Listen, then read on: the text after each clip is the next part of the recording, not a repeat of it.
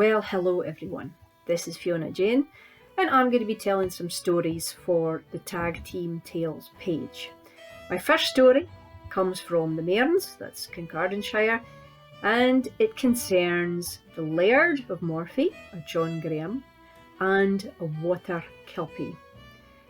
This might be slightly scary for younger ones, but don't worry, because the Kelpie wins in the end. So here we are, the Laird of Morphie and the Kelpie, told by me, Fiona Jane Brown. And of course, you can find me on Hidden Aberdeen Tours and Bluetoon Writer on Facebook. So here we go with the story. John Graham of Morphie was a proud man. He was kin to the great Marquis of Montrose and decided that he should have a grand house to reflect his social status. Morphie lies near St Cyrus, the border between Kincardineshire and Forfarshire.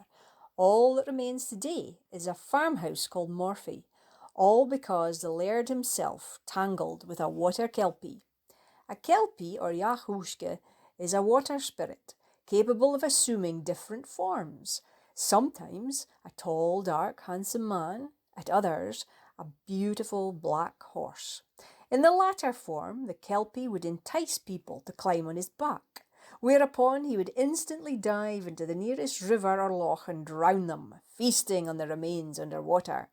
Kelpies were supernaturally strong creatures, and the Laird of Morphie knew of a Kelpie who lived at Ponage Pool, a salmon pool in the North Esk River near Marykirk. He thought that if he could somehow capture the Kelpie, he could force him to build his new mansion.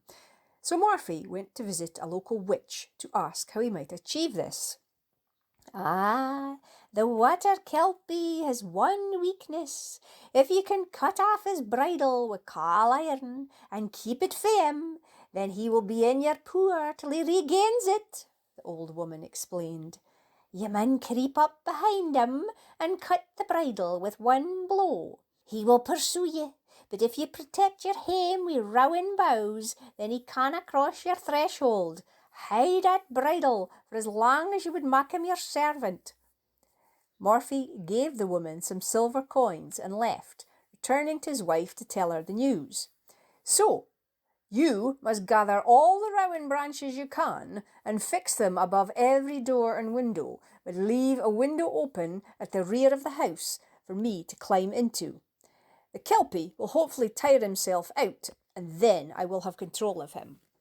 His wife was reluctant to have any dealings with such an uncanny beast, but she knew he had his heart set on a grand house and was too mean to pay stonemasons to do the job. Next day, Morphie rode down to Ponage Pool with his sharpest dagger, which had a heavy hilt. He walked quietly to the water's edge, leaving his horse out of sight. He could see the Kelpie standing as dozing horses do, with one back leg bent. Morphie approached as silently as he could, then hit the Kelpie hard above his right eye with the hilt of the dagger. Kelpie made a furious whinnying noise and stumbled, giving Morphie enough time to slash the bridle in half and pull it away from Kelpie's head. "You evil man! What mean you by this?" Kelpie screamed in human words. "You are my servant now, Kelpie, and I command you to come with me," Morphie stated, as the beautiful black horse with a coat as dark as night regained his footing. "I'll kill you first!" Kelpie roared, as Morphie whistled for his own beast and mounted with all speed. He rode back home with Kelpie fast on his heels. To his relief, he could see the house was festooned with rowan branches at every possible entrance and bound with red thread to complete the protective charm. Morphie leapt from his horse and sent it running for the stable as he charged it round the back and climbed in the lower window his wife had left open for him. Kelpie arrived a moment later, pawing and snorting with rage. Seeing he was thwarted by the rowan, he rushed round and round the house until eventually he collapsed. Over the next few weeks, the Laird had him pulling large granite boulders, lifting them into place, and miraculously creating Morphie's new mansion. Kelpie was exhausted. At the end of every day, he begged Morphie to return his bridle, promising he would leave him alone, but the Laird was unmoved. Kelpie's shiny coat was soon dirty and matted. He lost weight, the laird only feeding him 1 bag of oats a day. He was as cruelly treated as any old farm cuddy, and became angrier by the minute, vowing to have revenge.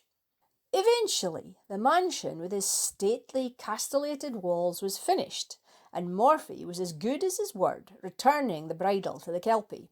He made sure he was indoors and threw the repaired bridle out of the window.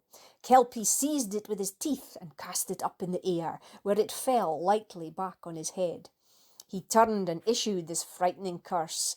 "Say her back and say her banes, carrying the Laird o' Morphie's stains. But the Laird o' Morphie'll never thrive as long as Kelpie is alive." Morphie dismissed the curse, knowing he was protected with fresh rowan branches around his new house. But soon it was reported around the district that any who spotted the Kelpie at Ponage Pool heard him muttering the same curse over and over. The Laird's life was thereafter blighted with sickness and trouble.